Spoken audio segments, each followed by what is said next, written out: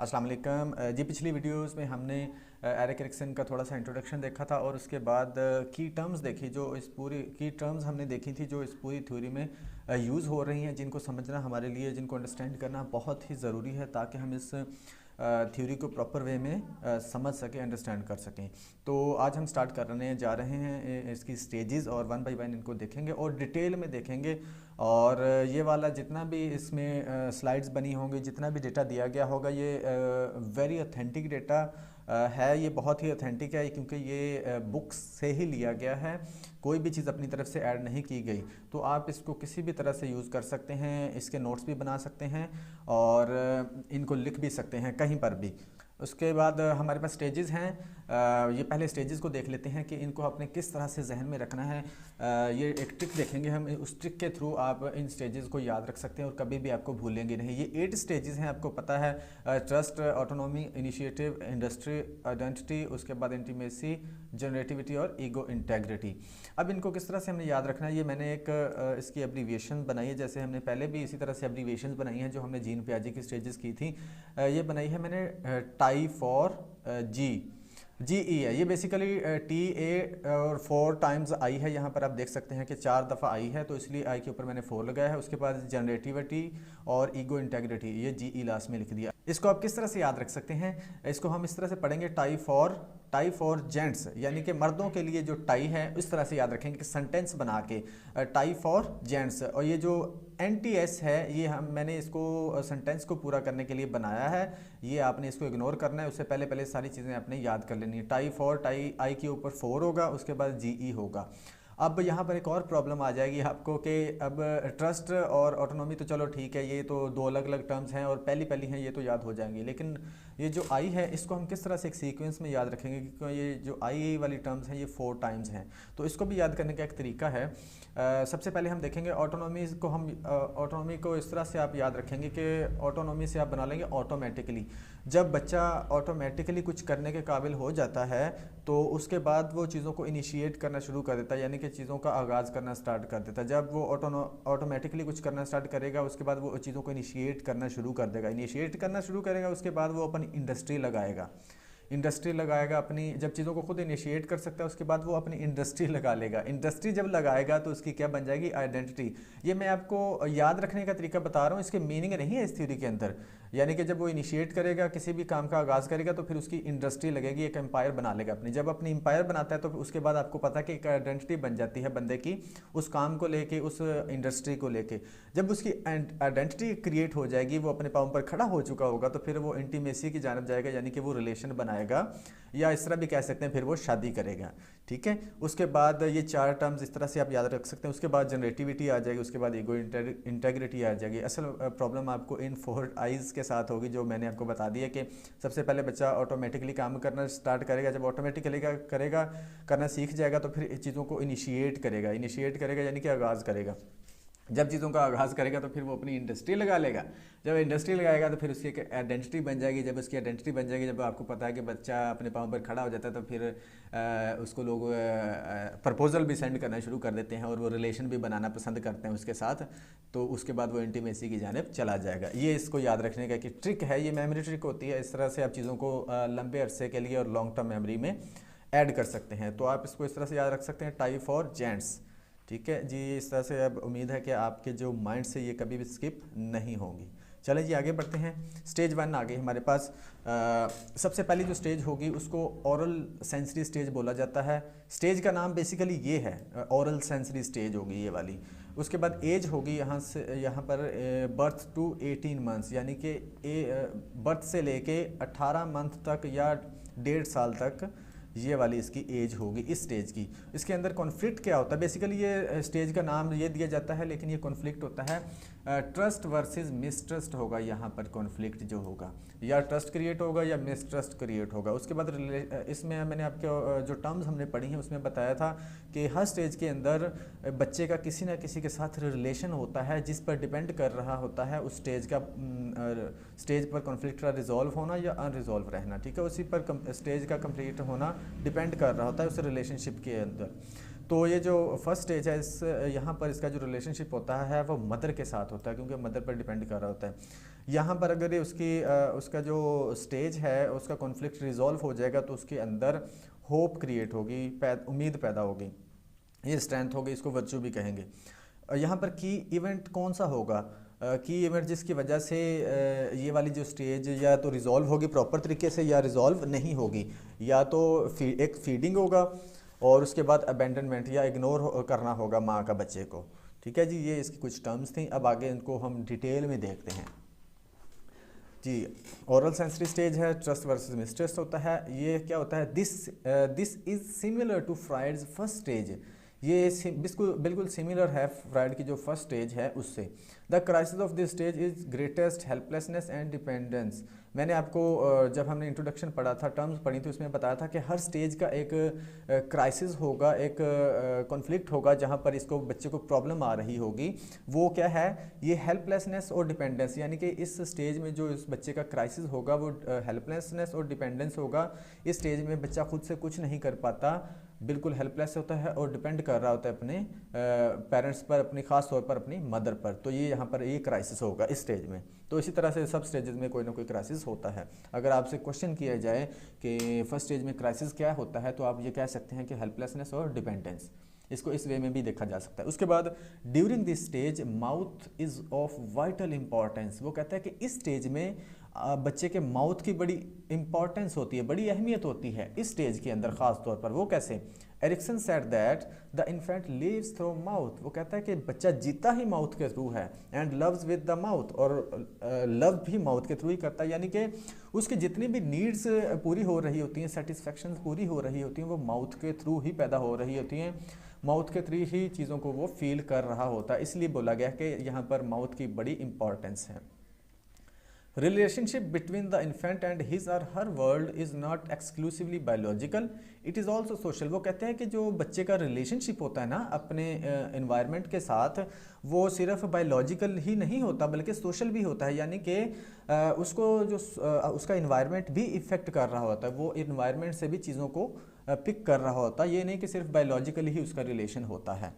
उसके बाद the baby's interaction with the mother determines whether an attitude of trust और mistrust for future dealings with the environment will be incorporated into his or her personality. वो कहता है कि babies interaction, बच्चे का जो इंटरेक्शन होगा, जो रिलेशन होगा विद द मदर, डिटर्मिन करता है whether an attitude of trust, के बच्चे में ट्रस्ट पैदा होगा या मिसट्रस्ट पैदा होगा फॉर फ्यूचर डीलिंग्स, फ्यूचर में आने वाले इवेंट्स के लिए विद द एनवायरनमेंट, इन्वायरमेंट के साथ।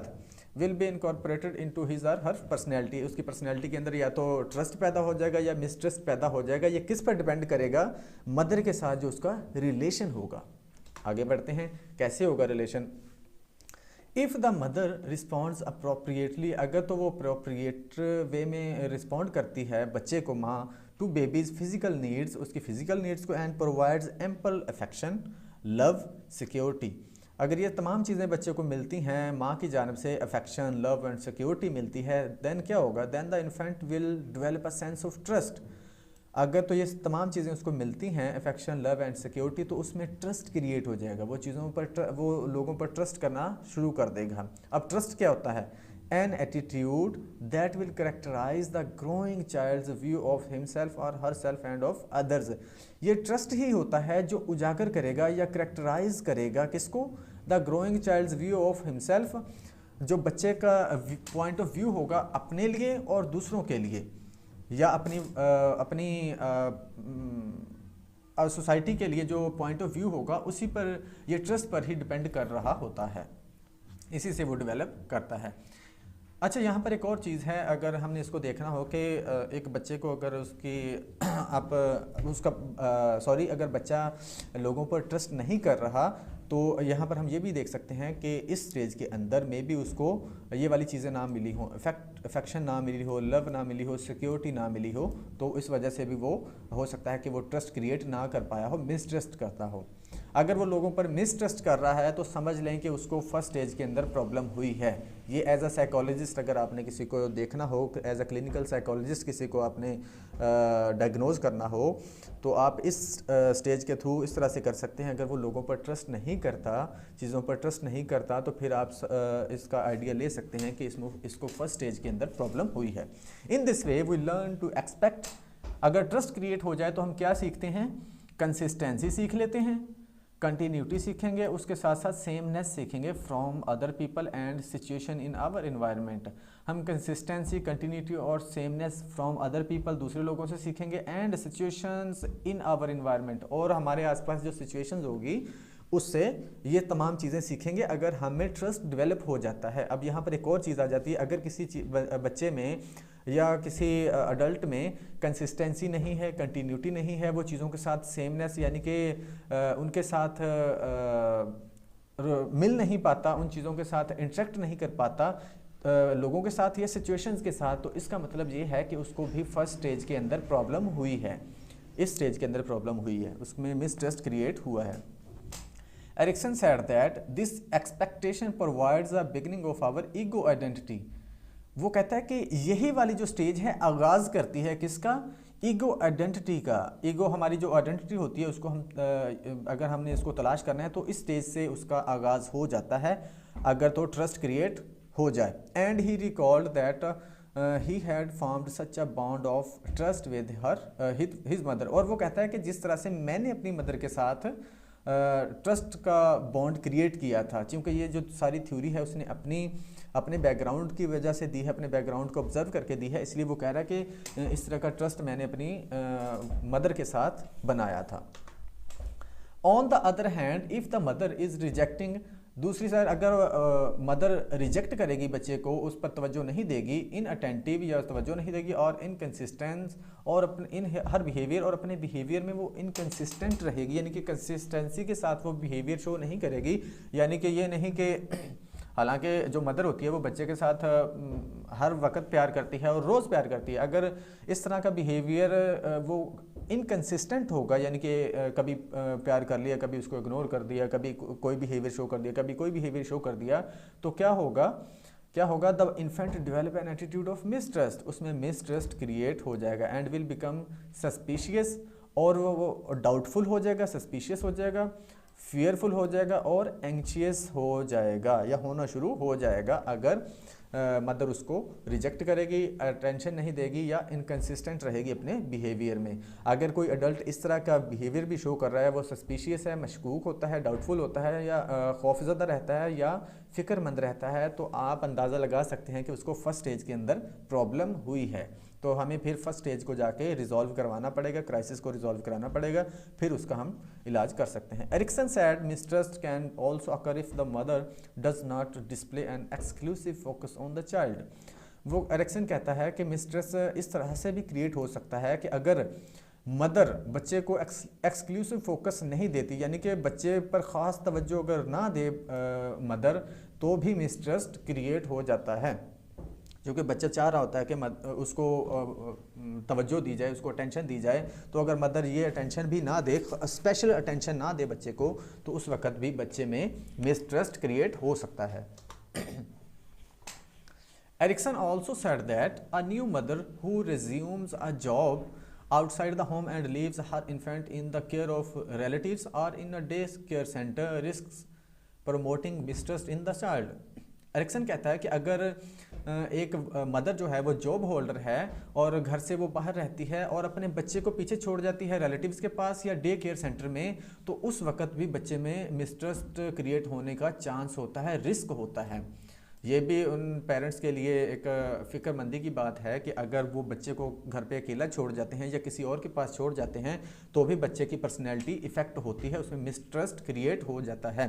तो ये भी एक हमारे लिए समझने की बात है, जो साइकोलॉजिस्ट हैं, क्लिनिकल साइकोलॉजिस्ट हैं, कि अगर तो आप कोई अडल्ट आपके पास है, वो प्रॉब्लम फेस कर रहा है इन चीज़ों में, तो आप देखें कि उसके बचपन में उसको किसके पास रखा गया है। इस तरह तो नहीं था कि उसके पेरेंट्स जॉब होल्डर थे और उसको रिलेटिव्स के पास और डे केयर सेंटर में छोड़ा गया था, तो आपको पता चल जाएगा ये किस जगह पर प्रॉब्लम है। Although the pattern of trust और mistrust as a dimension of personality is set in infancy. वो कहते हैं ऑल्दो अगर पैटर्न ऑफ ट्रस्ट और मिसट्रस्ट ये डेवलप हो जाता है इन इन्फेंसी, ये इसमें डेवलप हो चुका था इन्फेंसी में, द प्रॉब्लम में reappear at a later development stage. वो कहते हैं कि अगरचे ये मिसट्रस्ट या ट्रस्ट वाला जो फैक्टर है ये सेट हो चुका होता है इन्फेंसी वाली स्टेज में, लेकिन दिस प्रॉब्लम में रीअपेयर हो सकती है, यानी कि ये बाद में भी देखी जा सकती है लेटर डेवलपमेंट स्टेज में, बाद में भी देखी जा सकती हैं। अब for example an ideal infant क्यों देखी जाएगी, किस वक्त देखी जाएगी? An ideal infant mother relationship produces a high level of trust. जो एक बच्चे और मदर का जो बहुत अच्छा आइडियल रिलेशनशिप होगा वो ट्रस्ट को क्रिएट करता है, ठीक है। But this secure sense of trust can be destroyed, ये तबाह हो सकता है ये वाला जो फैक्टर ट्रस्ट वाला जो क्रिएट हुआ था बहुत अच्छे रिलेशन से, कब? इफ़ द मदर डाइज, या तो अगर मदर की डेथ हो जाए, और लीव्स होम, अगर या फिर वो घर को छोड़ जाए, तो उस वक़्त मिसट्रस्ट क्रिएट हो सकता है दोबारा से, जो पहले से ट्रस्ट क्रिएट हुआ था वो मिसट्रस्ट में चेंज हो सकता है। उसके बाद childhood mistrust can be altered later in life through the companionship of loving and patient teacher और फ्रेंड। अगर मिसट्रस्ट बच्चे में क्रिएट हो जाए तो उसको किस तरह से हम ट्रीट कर सकते हैं, उसका ट्रीटमेंट किस तरह से कर सकते हैं, उसको मिसट्रस्ट से किस तरह निकाला जा सकता है later in life through the companionship of loving and patient teacher और फ्रेंड के थ्रू। अगर एक बहुत अच्छा आपको टीचर मिल जाए, उसको टीचर मिल जाए या बहुत अच्छा दोस्त मिल जाए, तो उससे उसका जो ये मिसट्रस्ट वाला फैक्टर है उसको रिमूव किया जा सकता है, इससे उसको निकाला जा सकता है एक अच्छे टीचर और एक अच्छे फ्रेंड के ज़रिए से। The basic strength of hope, इस जगह पर जो स्ट्रेंथ क्रिएट होती है वो होप होती है, is associated with the successful resolution of the crisis during the oral sensory stage. अगर तो इस स्टेज के जो कॉन्फ्लिक्ट क्राइसिस है अच्छे तरीके पॉजिटिवली रेजोल्यूट हो जाते हैं, तो फिर होप क्रिएट होती है बच्चे में। Erikson described the strength as the belief that our desires will be satisfied. Erikson इसको किस तरह से कहता है कि ये जो स्ट्रेंथ है इसको किस तरह से लेता है, ये बिलीव होता है that our desire will be satisfied. ये जो होप होती है ये बच्चे में ये डिज़ायर मतलब ये बिलीफ पैदा कर देती है कि हमारी जो डिज़ायर्स होती हैं वो सेटिस्फाई हो जाएंगी, वो हमें मिल जाएगा जो हम चाहते हैं। Hope is involves are persistent feeling of confidence, a feeling we will maintain despite temporary setbacks or reverses। वो कहता है कि ये एक फीलिंग होती है कॉन्फिडेंस की जिससे हम फील करते हैं, फीलिंग वी विल मेंटेन, जो हम मेंटेन रखते हैं डिस्पाइट टेम्परेरी सेटबैक्स और रिवर्सेस। इसके बावजूद हम उसको होप को अपने अंदर होल्ड करके रखते हैं, अगर हमें कुछ सेटबैक्स का भी सामना करना पड़े या रिवर्सेस का भी सामना करना पड़े। यानी कि अगर ज़िंदगी में लाइफ में छोटी मोटी आपको प्रॉब्लम्स का भी सामना करना पड़े, फेस करना पड़े उनको, तो उस वक़्त भी होप हमारे अंदर रहती है। हमें वो कहते हैं कि पूरी उम्मीद रहते हैं अगर हमें बाज़ दफ़ा प्रॉब्लम का भी सामना करना पड़े, उसको पकड़ के रखता है बच्चा।